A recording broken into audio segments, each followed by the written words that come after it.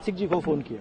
राजनाथ सिंह जी ने कहा कि मैं टॉप से पूछता हूं, राइट। ऑर्डर था, स्टैंडिंग ऑर्डर था टॉप का कि अगर चाइनीज फोर्सेस अंदर आएंगी तो उनपे बिना हमारे पूछे फायर नहीं करना है। नरवणे जी और हमारी जो आर्मी थी, जो सेना थी, वो उन टैंक्स पर फायर करना चाहती थी क्योंकि वो टैंक्स हमारी टेरिटरी में आ गई थी। नरेंद्र मोदी जी ने मैसेज दिया कि देखिए, जो उचित समझो वो करो। मतलब नरेंद्र मोदी जी ने अपनी जिम्मेदारी पूरी नहीं की। उन्होंने आर्मी चीफ से कहा कि देखो भैया, आपको जो करना है करो, मेरी बस की नहीं है।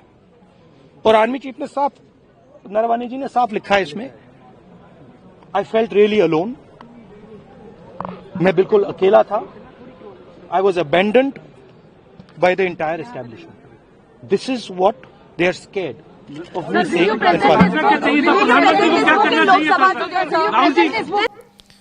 तो ये मामला है, ये वजह है जिसकी वजह से अब इस पर क्या जवाब देंगे, कैसे अपनी जिम्मेदारी को टालने की कोशिश, और ऐसे महत्वपूर्ण मौकों पर। खैर, इसको लेकर संसद में गतिरोध बना है, लेकिन लोकसभा में अभी पीयूष गोयल, वाणिज्य मंत्री पीयूष गोयल इस समय जानकारी दे रहे हैं अमेरिका के साथ जो भारत की ट्रेड डील हुई है और जिसकी घोषणा अमेरिका के राष्ट्रपति डोनाल्ड ट्रंप ने की है। सीधे चलते हैं लोकसभा, जहां पीयूष गोयल बता रहे हैं कि इस डील में क्या हुआ है।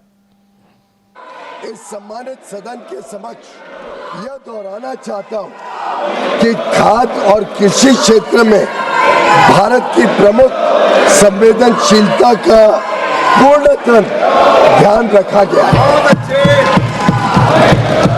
साथ ही यह साझेदारी लघु और मध्यम उद्यमी, MSMEs, उद्यमियों, कुशल श्रमिकों और उद्योग के लिए नए अवसर खोलेगी।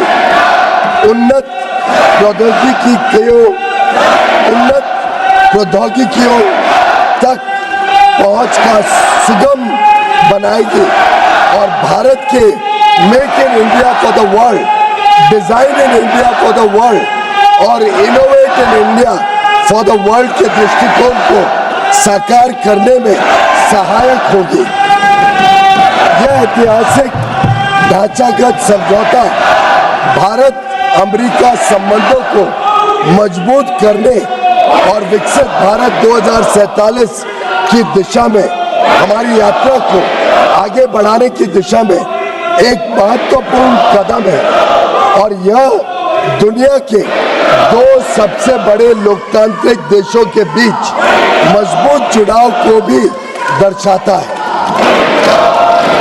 जो स्वाभाविक साझेदार है और साझा समृद्धि के लिए मिलकर काम कर रहे हैं। मैं माननीय सदस्यों को सूचित करना चाहता हूं कि आगे की कार्रवाई के संदर्भ में दोनों पक्ष व्यापार समझौते से संबंधित आवश्यक तकनीकी प्रक्रियाओं को पूरा करने और कागजी कार्रवाई को अंतिम रूप देने के लिए मिलकर काम करेंगे ताकि इसकी पूरी क्षमता का शीघ्रता से लाभ उठाया जा सके।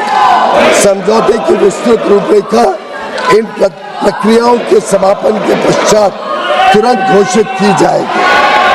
माननीय सदस्यों को भारत के ऊर्जा स्रोतों से संबंधित उन मुद्दों की जानकारी होगी जो इस समझौते पर हुई चर्चाओं के दौरान उठाए गए हैं। मैं स्पष्ट करना चाहता हूं, जैसा कि सरकार ने कई बार सार्वजनिक रूप से कहा है कि 140 करोड़ भारतीयों की ऊर्जा आवश्यकताओं की सुरक्षा सुनिश्चित करना सरकार की सर्वोत्तम प्राथमिकता है।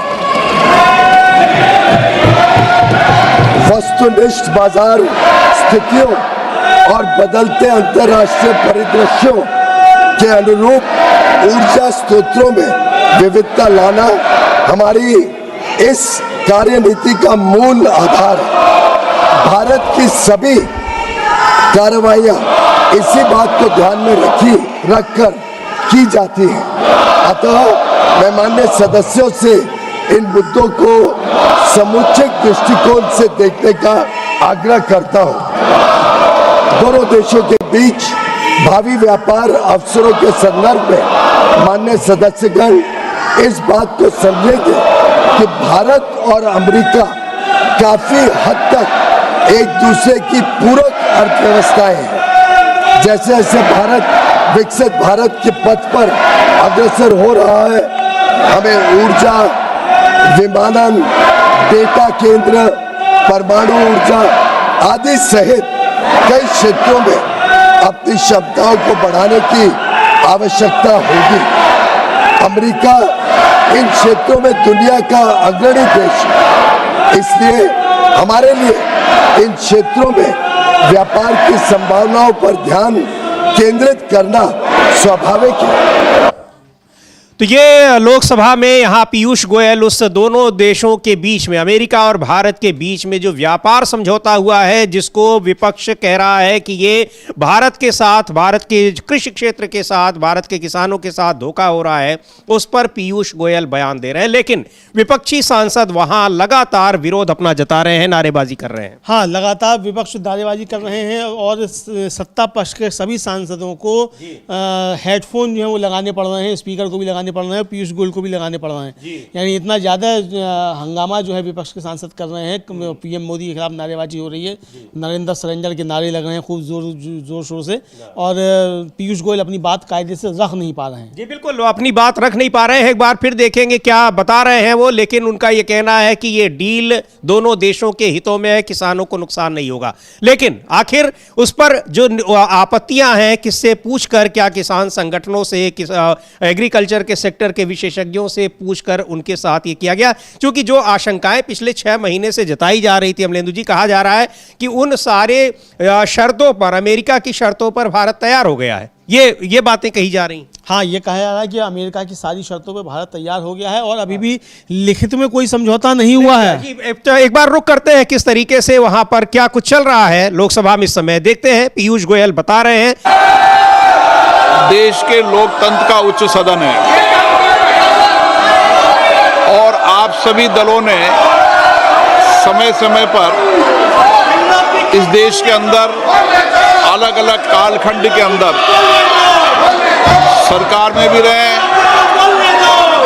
लेकिन मेरा मत है कि इतनी लंबी सरकार में रहने के बाद भी हम इस उच्च सदन की मर्यादाओं, परंपराओं को तोड़ रहे हैं। विरोध का तरीका होता है, विरोध के तरीके और भी हो सकते हैं, लेकिन आप अपनी इलाके से छोड़कर उस जगह जाकर मर्यादाओं को तोड़ोगे तो देश के अंदर लोकतंत्र के प्रति लोगों का विश्वास, भरोसा कम होगा। आप सब चुनकर आते हैं, सदन के अंदर, सदन के बाहर विरोध का तरीका होता है, लेकिन हम इतने वरिष्ठ नेता आप हैं, आपने शासन किया है, लेकिन नहीं बोलने देंगे, वो नियम प्रक्रिया से चलता है, लेकिन आप मर्यादा तोड़ेंगे, उचित है क्या? आप इधर से उधर जाकर, आपके सदस्य इधर से उधर जाएंगे, उचित है क्या? यही मर्यादा बनाना चाहते हैं क्या आप? आपने इतने साल के शासन करने के बाद आपने यही परंपराएं लागू किए। आप वरिष्ठ लोग हैं, बालू जी, आप इतने सीनियर नेता हैं, ये देश में अच्छा लग रहा है कि आपको? आप इधर जाकर मंत्री बोल रहे हैं, आसन पे जाके खड़े हो रहे हैं, सत्ता पक्ष की तरफ बैनर लेकर आ रहे हैं। मर्यादा पहले भी विरोध हुआ है, लेकिन मर्यादा कभी किसी ने नहीं तोड़ी। आप शासन में रहे, ये प्रतिपक्ष में रहे, तब भी विरोध हुआ है, लेकिन मर्यादाएं कभी नहीं तोड़ी। लेकिन आप जो मर्यादाएं तोड़ रहे हैं, ये उचित नहीं है। आप शासन को ये मजबूर नहीं कर सकते। मैं आपसे पुनः आग्रह करता हूं, आप मर्यादा रखें, अच्छी परंपराएं रखें। विरोध का तरीका हो सकता है आपका, विरोध आवाज से नहीं, शब्दों से होता है, विरोध तर्कों से होता है। नारेबाजी से, बैनर से विरोध नहीं होता। विरोध शब्दों, तर्कों से होता है, असहमति मुद्दों पर होती है। वैचारिक मतभेद हैं, वैचारिक मतभेद बोलना चाहिए। ये सदन वैचारिक मतभेदों के लिए बोलने के लिए, लेकिन ये तरीका ठीक है क्या? नो। अगर आप यही तरीका अपनाना चाहते हैं तो अपनाएं। मेरा एज अध्यक्ष के नाते आपसे आग्रह रहता है, सदन से आग्रह रहता है कि सत्ता पक्ष हो चाहे प्रतिपक्ष हो, सदन की मर्यादाओं, परंपराओं को बना के रखें। ये सभागृह आपका है। आप इस सभागृह का जितना अपमान करेंगे, देश आपको देखेगा। और आप इस सभागृह की प्रतिष्ठा को गिराने का कृत्य कर रहे हैं। इस व्यवस्था के अंदर सदन चलाना उचित नहीं है। मैं सदन की कार्रवाई आज 2 बजे तक के लिए स्थगित करता हूं।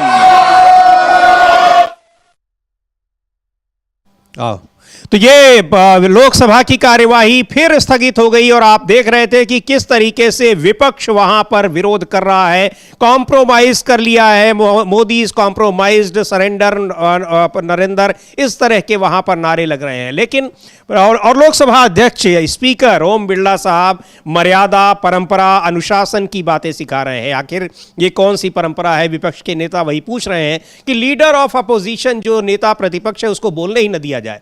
इसको लेकर लोकसभा में नेता प्रतिपक्ष राहुल गांधी ने स्पीकर ओम बिरला को एक पत्र भी लिखा है और उन्होंने अपनी बातें कही हैं। क्या कुछ पत्र में है उस पर भी हम बताएंगे।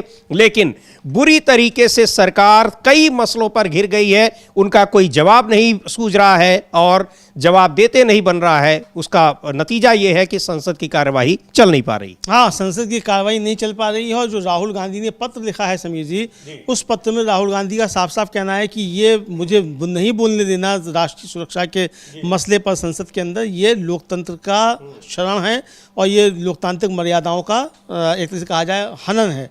और आप जो है इसको इस तरीके से नहीं कर सकते, ये राहुल गांधी का साफ तौर पर कहना है। और इसके जवाब जो है इसका तो अब खैर जवाब क्या आएगा, क्योंकि बिरला साहब तो जो बता रहे हैं कि आप लोग क्या सही कर रहे हैं, क्या गलत कर रहे हैं और कितने साल आपने सरकार चलाई है, ये भी बिरला साहब जो है वो बता दे रहे हैं कि इतने साल सरकार बनाई है और आपने ही जो है ये सारे नियम कानून जो है बनाए हैं। ये बिरला साहब का अपना कहना है। लेकिन संसद के अंदर जिस तरीके से राहुल गांधी को क्या जो विपक्ष के नेता हैं उनको बोलने से रोका गया और इसके खिलाफ एक जबरदस्त रोष जो है वो पूरे विपक्ष में समीर जी देखा जा रहा है। बिल्कुल। और अभी 2 बजे तक सदन की कार्यवाही, लोकसभा की कार्यवाही स्थगित की गई है और ऐसा कहा जा रहा है कि राष्ट्रपति के अभिभाषण पर चर्चा का जवाब देने के लिए शायद 5 बजे प्रधानमंत्री नरेंद्र मोदी भी आए, बोले।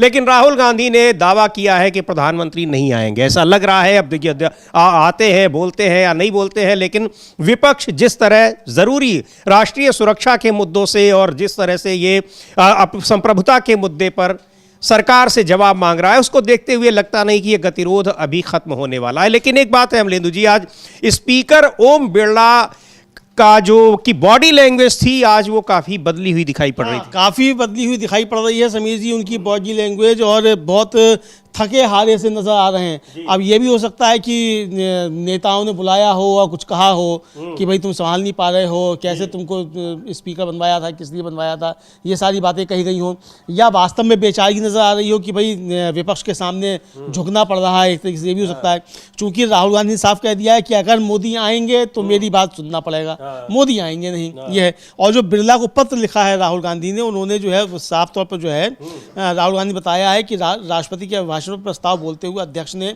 उन्हें एक पत्रिका को प्रमाणित करने का निर्देश दिया था जिसका वे उल्लेख करना चाहते थे। और उन्होंने कहा कि उन्होंने आज अपना भाषण फिर से शुरू करते हुए दस्तावेज को प्रमाणित कर दिया है। और उन्होंने उल्लेख किया कि लंबे समय से चली आ रही परंपरा के अनुसार, जिसमें पिछले अध्यक्षों के बार-बार के निर्णय भी शामिल हैं, सदन में किसी दस्तावेज का उल्लेख करने के इच्छुक सदस्य को उसे प्रमाणित करना होता है, उसकी सामग्री की जिम्मेदारी लेनी होती है। एक बार यह आवश्यकता पूरी हो जाने पर अध्यक्ष सदस्य को दस्तावेज का उद्धरण देने या उसका उल्लेख करने की अनुमति देते हैं। इसके बाद सरकार की जिम्मेदारी होती है कि वह जवाब दे और अध्यक्ष की भूमिका समाप्त हो जाती है। राहुल गांधी ने तर्क दिया है कि उन्हें लोकसभा में बोलने से रोकना न केवल इस परंपरा का उल्लंघन करता है बल्कि एक गंभीर चिंता को भी जन्म देता है कि विपक्ष के नेता के रूप में उन्हें राष्ट्रीय सुरक्षा के मामले पर बोलने से रोकने का जानबूझकर प्रयास किया जा रहा है। राहुल गांधी ने दोहराया कि राष्ट्रीय सुरक्षा राष्ट्रपति के भाषण का एक प्रमुख हिस्सा था जिस पर संसद में चर्चा की आवश्यकता है। जी, और इसको लेकर अवलेदु जी आज उन्होंने पुस्तक को दिखाया भी है और उन्होंने उन जो वो पैराग्राफ है उसको भी पढ़कर बताया कि जनरल नरवणे ने क्या कुछ लिखा है। पर वो जब वहां पर चीन की सेना यहाँ सामने थी और सेना अध्यक्ष आदेश मांग रहे हैं, पूछ रहे हैं, तो कोई जवाब नहीं मिल रहा। एक बार सुनते हैं कहा क्या राहुल गांधी ने, और उस किताब को भी दिखाया है। अब उससे ज्यादा प्रामाणिक दस्तावेज क्या हो सकता है। हालांकि किताब छपी नहीं, और छपी इसलिए नहीं है कि उसको रक्षा मंत्रालय से अभी तक अनुमति नहीं मिली है, उसको अप्रूव नहीं किया गया है। बहरहाल सुनते हैं राहुल गांधी को जो कहा उन्होंने आज संसद परिसर में इस पूरे मामले को लेकर। This is mister Naravane's book, Naravane ji की किताब है। इसमें उन्होंने पूरा अकाउंट लिखा है। जो लद्दाख का जो अकाउंट था, और मुझे कहा गया है, सॉरी ये रहा, और मुझे कहा गया है कि मैं इस बुक को कोट नहीं कर सकता हूं, बट यहाँ पे पूरा लिखा है। यहाँ पे मेन लाइन है जो प्रधानमंत्री ने कही, जो उचित समझो वो करो। राइट? जब chief of army staff general Naravane ने राजनाथ सिंह जी को फोन किया और कहा कि देखिए कैलाश रिज पर चाइनीज टैंक्स आ गए हैं, हमारी टेरिटरी है, कैलाश रिज पर चाइनीज टैंक्स आ गए हैं, हमें क्या करना है। पहले राजनाथ सिंह जी ने उनको रिप्लाई नहीं दिया। उन्होंने जयशंकर जी से पूछा, एनएसए से पूछा, राजनाथ सिंह जी से पूछा, कोई रिप्लाई नहीं आया। फिर उन्होंने राजनाथ सिंह जी को फोन किया। राजनाथ सिंह जी ने कहा कि मैं टॉप से पूछता हूं। राइट? ऑर्डर था, स्टैंडिंग ऑर्डर था टॉप का कि अगर चाइनीज फोर्सेस अंदर आएंगी तो उनपे बिना हमारे पूछे फायर नहीं करना है। नरवणे जी और हमारी जो आर्मी थी, जो सेना थी, वो उन टैंक्स पर फायर करना चाहती थी क्योंकि वो टैंक्स हमारी टेरिटरी में आ गई थी। नरेंद्र मोदी जी ने मैसेज दिया कि देखिए जो उचित समझो वो करो। मतलब नरेंद्र मोदी जी ने अपनी जिम्मेदारी पूरी नहीं की। उन्होंने आर्मी चीफ से कहा कि देखो भैया आपको जो करना है करो, मेरी बस की नहीं है। और आर्मी चीफ ने साफ, नरवणे जी ने साफ लिखा है इसमें, आई फेल्ट रियली अलोन, मैं बिल्कुल अकेला था, I was abandoned by the entire establishment. This is what they are scared of me saying. प्रधानमंत्री को क्या करना चाहिए था? राहुल जी पीएम को क्या करना चाहिए था? I don't think PM will have the guts to come to the Lok Sabha today. Because if he comes, I'm going to give him this book. So if PM comes, I will go physically and hand him this book, so he can read it. And उनको पता लग जाए कि उनकी सच्चाई क्या है, देश को पता लग जाए। Thank you. करना क्या चाहिए था राहुल जी? तो ये पुस्तक है 4 stars of destiny, general Naravane की पुस्तक है। उन्होंने उस पूरे 2019 से लेकर 22 तक वो सेनाध्यक्ष थे और उस घटना का उन्होंने जिक्र किया है कि कैसे चीन के जो सेना थी, टैंक उनके यहाँ आ चुके थे, सेना पूछ रही है कि क्या करना है, और 2.5 घंटे तक चुप रहते हैं। उसके बाद कहते हैं जो मन में आए करो। उसके बाद कह दिया था कि जो मन में आए वो करो, तो यानी जो तुम्हारी इच्छा वो करो, नौकरी करनी है नौकरी करो, घर जाना तो घर जाओ, हमें क्या लेना, हमारी कोई जिम्मेदारी नहीं है, करो जो करो। तो ये बहुत गंभीर किस्म का आरोप है और इसीलिए समिति समझा जा रहा है कि राजनाथ सिंह भी परेशान हैं, नरेंद्र मोदी भी परेशान हैं कि इन सवालों के जवाब किस तरीके से दिए जाएंगे जो जनरल नरवणे ने उठाए हैं।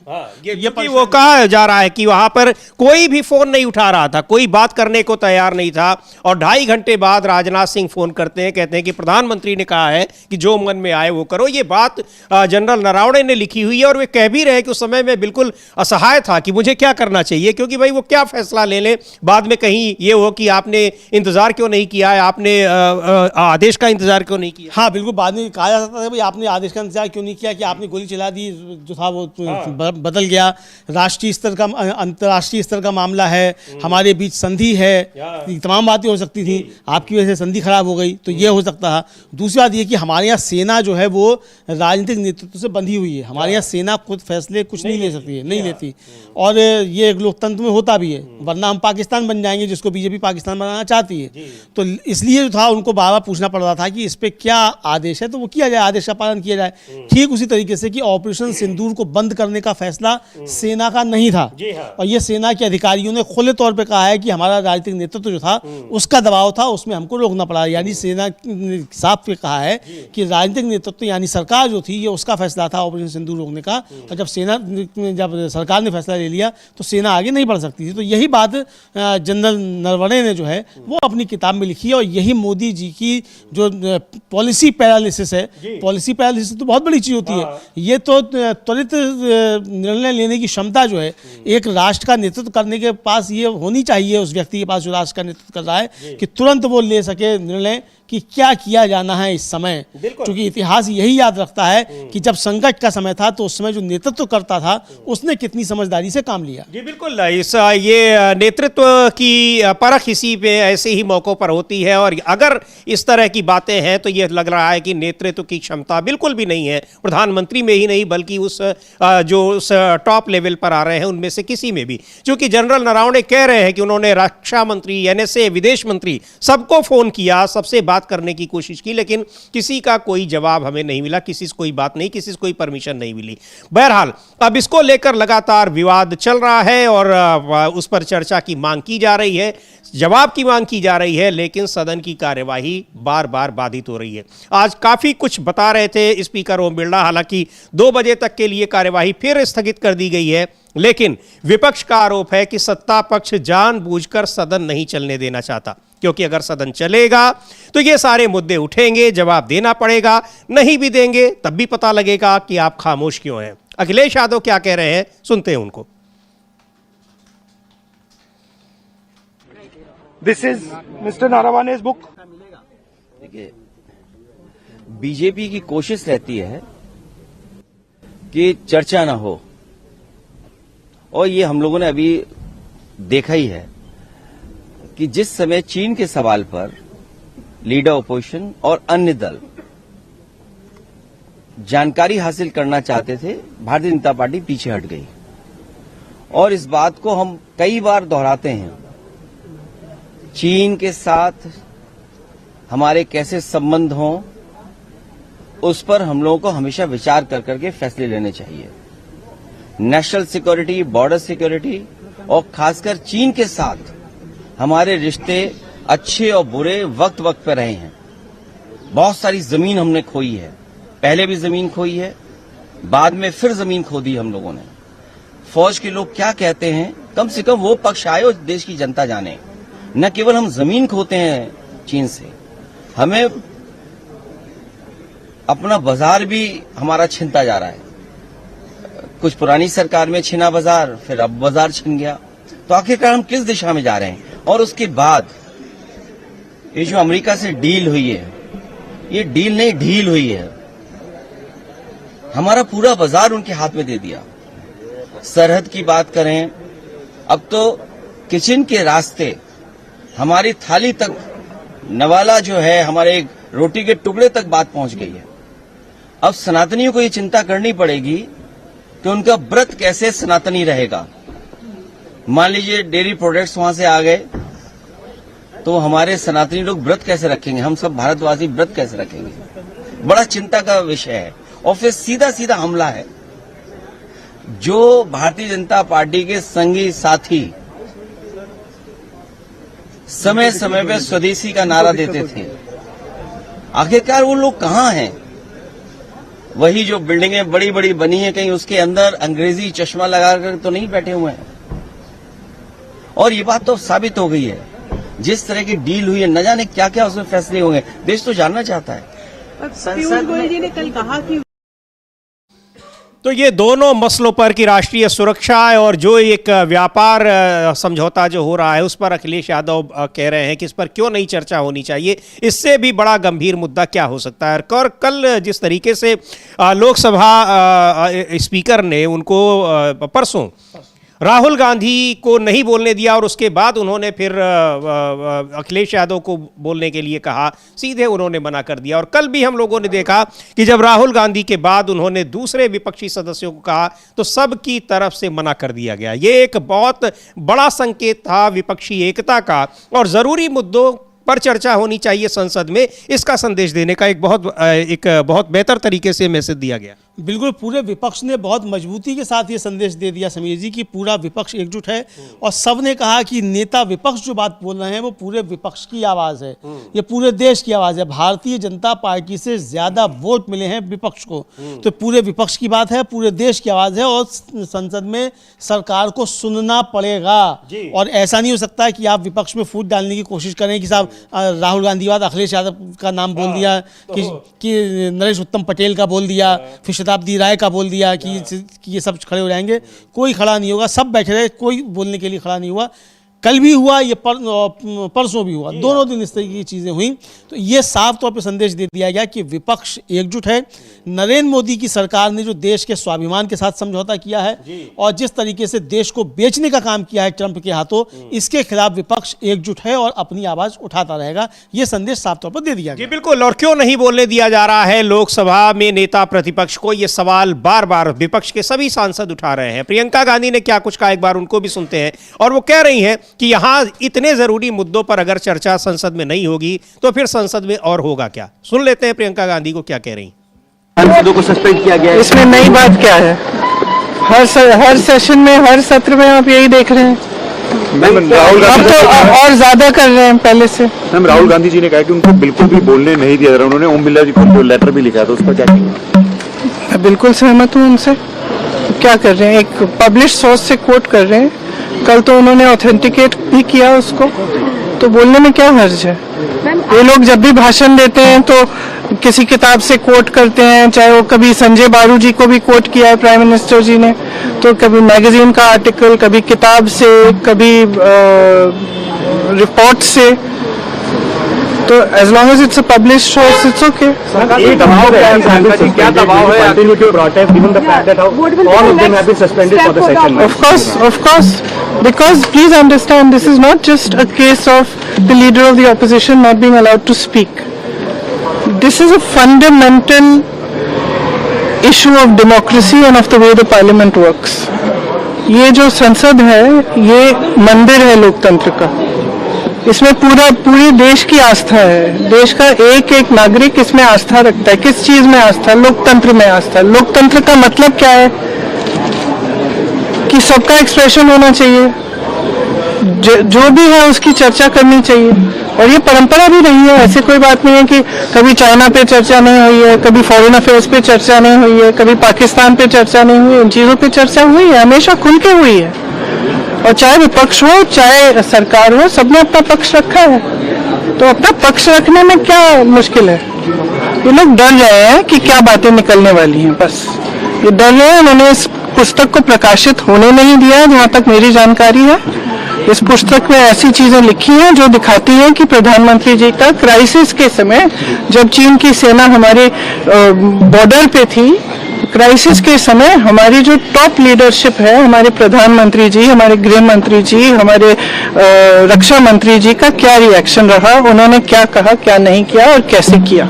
तो एक तो ये बहुत स्पष्ट दिख रहा है कि इनका और इनकी सरकार का चरित्र क्या है, कि जब देश पे हमला हो रहा है, देश के बॉर्डर पे चाइना के ट्रूप्स आ रहे हैं, तब इनका क्या रिएक्शन है, ये स्पष्ट है। दूसरी बात ये है कि एप्स्टीन की फाइलें निकली हुई है, उसमें तमाम चीजें हैं कि किस तरह से सरकार ने उनको कांटेक्ट किया। वो कॉन्विक्टेड सेक्स ट्रैफिकर हैं, कॉन्विक्टेड चाइल्ड सेक्स ऑफेंडर हैं, तो उनका क्या इस्तेमाल हो रहा था, उनके द्वारा सरकार क्या चर्चा करने जा रही थी अमेरिका की सरकार के साथ, ये सब चीजें हैं। अब ये भी ऑथेंटिकेटेड डॉक्यूमेंट्स हैं, यूएस डिपार्टमेंट ऑफ जस्टिस के डॉक्यूमेंट्स हैं। तो अगर इन चीजों पे चर्चा नहीं होगी इस सदन में, तो फिर किस पे होगी? तो ये बहुत गंभीर मुद्दे हैं, इसीलिए अखिलेश यादव ने भी कहा कि सरकार भाजपा बीजेपी सरकार खुद नहीं चाह रही है कि संसद चले, क्योंकि चलेगी तो ये सारे मुद्दे उठेंगे, उसमें इन सब पर चर्चा होगी। हाँ बिल्कुल, इस पर चर्चा होगी। जब चर्चा होगी, और कल राहुल गांधी ने भी ये कहा था, वो भी बात हम लोग सुनेंगे कि कंप्रोमाइज़ है, और कंप्रोमाइज़ क्यों है। ये कि एक तो अडानी जो है उनके मसले वहाँ फंसे हुए हैं, और दूसरा ये एप्स्टीन फाइल जो है इसकी वजह से प्रधानमंत्री कंप्रोमाइज़ है। कल साफ तौर पर राहुल गांधी ने ये कहा था, और ये भी कहा राहुल गांधी ने कि मैं जानता हूं और नरेंद्र मोदी जानते हैं कि नरवणे की किताब पे जो चर्चा हो रही है ये तो साइड की चीज़ है।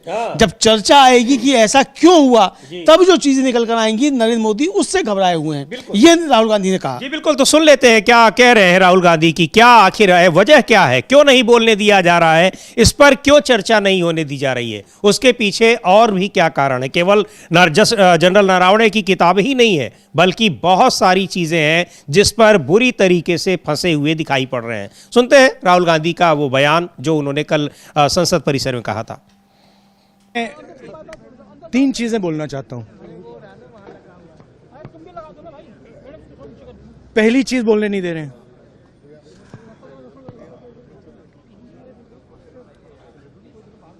मोदी जी घबराए हुए हैं। आपने देखा जो ट्रेड डील 4 महीने से रुकी हुई थी, 4 महीने से कुछ बदला नहीं। किसी न किसी कारण, जो मैं जानता हूं नरेंद्र मोदी जानते हैं, नरेंद्र मोदी जी ने कल शाम उस डील को साइन कर दिया। नरेंद्र मोदी जी पर प्रेशर है, भयंकर प्रेशर है, और नरेंद्र मोदी जी का जो इमेज का गुब्बारा है, जो हजारों करोड़ रुपए लेकर बनाया गया था, वो फूट सकता है। इशू ये नरवणे की स्टेटमेंट नहीं है, ये साइड शो है, और वो भी जानते हैं, मैं भी जानता हूं। मेन बात यह है कि हमारे प्रधानमंत्री को कॉम्प्रोमाइज कर दिया गया है। किसने किया है, कैसे किया है, यह हिंदुस्तान की जनता को सोचना है। मगर इतिहास में पहली बार हिस्ट्री में एलओपी को प्रेसिडेंशियल एड्रेस में नहीं बोलने दिया। बाहर बोल दीजिए, जो अंदर नहीं कहा दिया जा रहा है, बाहर वो तो ऑटोमेटिकली होगा जी। बट ये आप समझिए, और हिंदुस्तान के जो किसान हैं, आप सब समझिए कि इस ट्रेड डील में आपकी मेहनत को, आपके खून पसीने को नरेंद्र मोदी जी ने बेच दिया है, और वो इसलिए बेचा है क्योंकि ये कॉम्प्रोमाइज्ड है। सिर्फ आपको नहीं बेचा है, देश को बेचा है, इसलिए मुझे वहां नहीं बोलने देना है। नरेंद्र मोदी जी डरे हुए हैं, क्योंकि जिन लोगों ने उनकी इमेज बनाई है, वो अब उस इमेज को फोड़ने लगे हैं। धन्यवाद। प्रेशर है सर पीएम पे, जो आप कह रहे हैं कि प्रेशर क्या है और क्या दबाव है पीएम के ऊपर जो आपको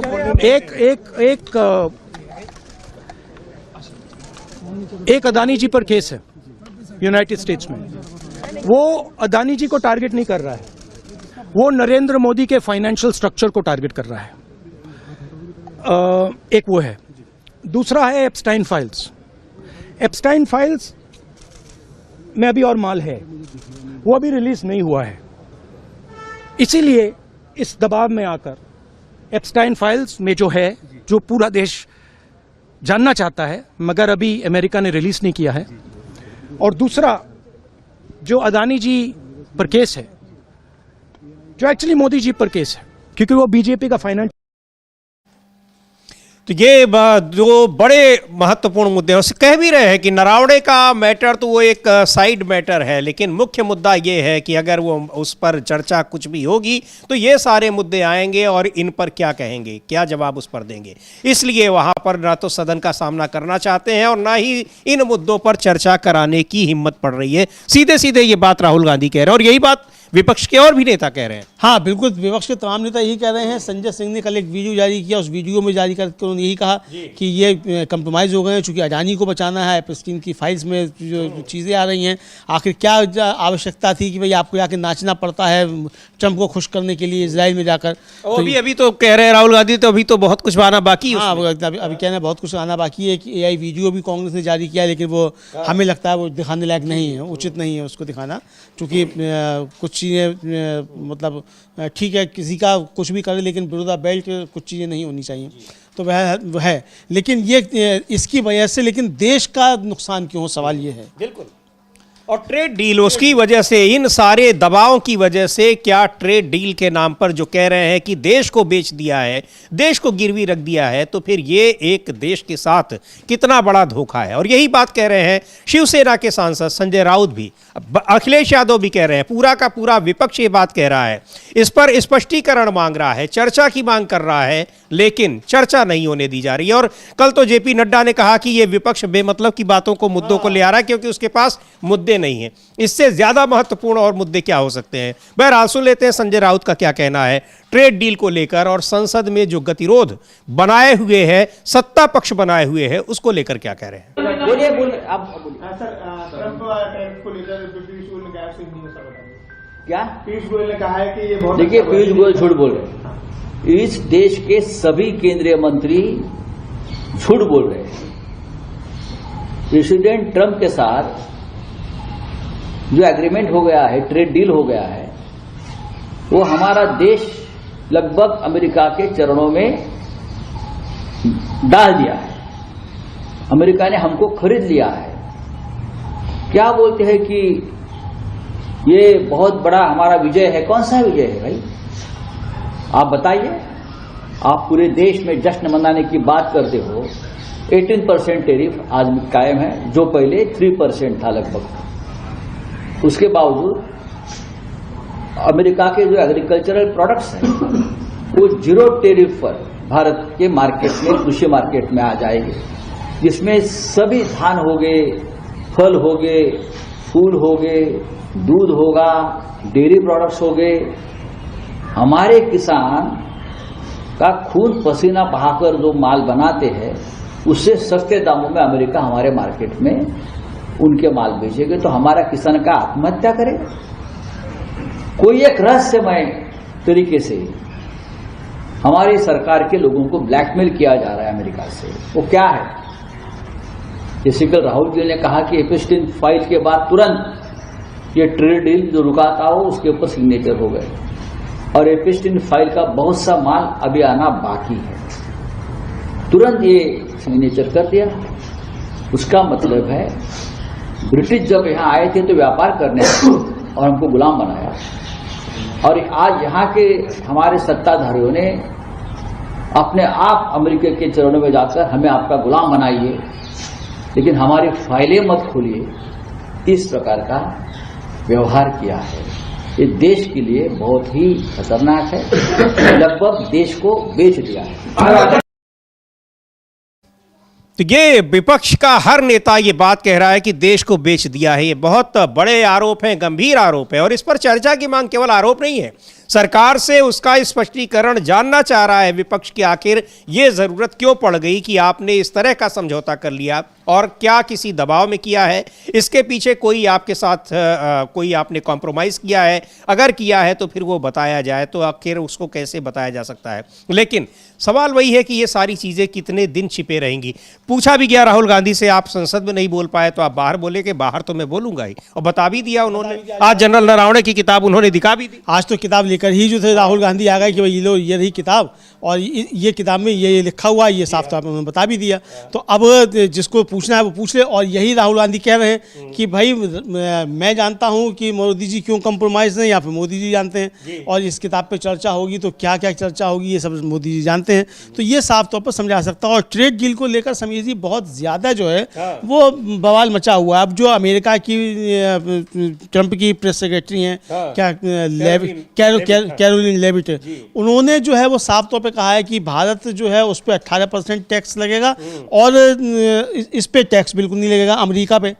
ये रहा, इसको लेकर सुप्रिया श्रीनाथ ने भी उसका है, वो भी हम लोग सुन सकते हैं। और इसको लेकर जो ट्रेड डील पर आम आदमी पार्टी के सांसदों ने भी संसद परिसर में प्रदर्शन किया है, उसको भी हम देखते हैं। उसके बाद सुप्रिया श्रीनाथ ने ट्वीट भी किया है कैरोलिन लेविट की उस प्रेस कॉन्फ्रेंस की क्लिप को, जिसमें वो सीधे सीधे बता रही हैं कि इस ट्रेड डील में जो कुछ हुआ है उसका फायदा अमेरिका को मिला है और भारत को उसका नुकसान हुआ है। तो पहले देखते हैं प्रदर्शन की वो तस्वीरें, वो विजुअल्स जो आम आदमी पार्टी के सांसदों ने इस ट्रेड डील के खिलाफ संसद परिसर में किया है, और उसके बाद देखेंगे कि क्या लिख रही हैं, क्या कह रही हैं कैरोलिन लेविट, जिसको सुप्रिया श्रीनाथ ने ट्वीट करके बताया है।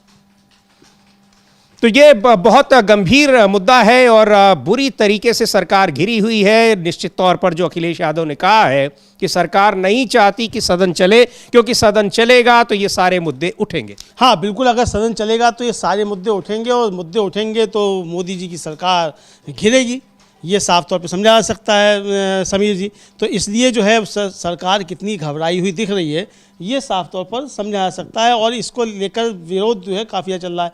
इत्तेफाक की बात यह है, अब या तो ये कहिए जैसे पहले कहा जाता था, बीजेपी कहती थी साहब जब भी संसद का सत्र शुरू होने जाता है कहीं से कोई खबर छप जाती है विदेश में, कहीं से कुछ आ जाता है और विपक्ष जो है वो हल्ला मचाने लगता है। तो भाई अब ये खबर जो छप गई है एप्स्टीन फाइल की, विपक्ष ने तो छापी नहीं है, ये तो आपके मित्र जो है my dear friend Donald Trump जो है उन्होंने छापी है। और क्या वहां के न्याय विभाग ने छापी। और दूसरे ये कि जब छप गई है तो अचानक जो ट्रेड डील 4 महीने से रुकी हुई थी वो कैसे पास हो गई, और ट्रेड डील में क्या कुछ है उसमें यहाँ पर है ये जो लगातार जो बातें हो रही हैं। तो इसमें बहुत सारे अलग अलग ये प्रदर्शन की तस्वीरें, चूंकि सदन की कार्यवाही चल नहीं रही है, जब कार्यवाही चल रही थी तो वहाँ पर भी इसको लेकर किस तरीके से विपक्ष ने मांग की किस पर चर्चा होनी चाहिए, तो लेकिन चर्चा को सरकार तैयार नहीं हो रही है। अब क्या कहा है सुप्रिया श्रीनाथ ने, एक बार देखते हैं। और उन्होंने वही बात लिख कर ट्वीट किया है जो प्रेस कॉन्फ्रेंस में कैरोलिन लेविट जो प्रेस सेक्रेटरी हैं व्हाइट हाउस की, वो बोल रही हैं। सुप्रिया श्रीनाथ ने लिखा है कि व्हाइट हाउस की प्रेस सेक्रेटरी कैरोलिन लेविट ने अमेरिकी मीडिया को बताया कि अमेरिका में भारतीय प्रोडक्ट्स पर 18% टैरिफ, भारत में अमेरिकी प्रोडक्ट्स पर 0% टैरिफ, भारत $500 अरब के अमेरिकी प्रोडक्ट्स खरीदेगा जिसमें खेती के सामान भी शामिल है, भारत रूसी तेल नहीं खरीदेगा। मोदी को इस पूरी तरह से सरेंडर के बारे में समझाना चाहिए कि भाई क्या आप क्यों इन सारी चीज़ों पर तैयार हो गए, क्या आपकी मजबूरी थी, और अगर ऐसा आपने किया है तो फिर इसके पीछे कारण क्या है। तो बहुत सारे सवाल हैं और जो बहुत सी चीज़ें इसको अभी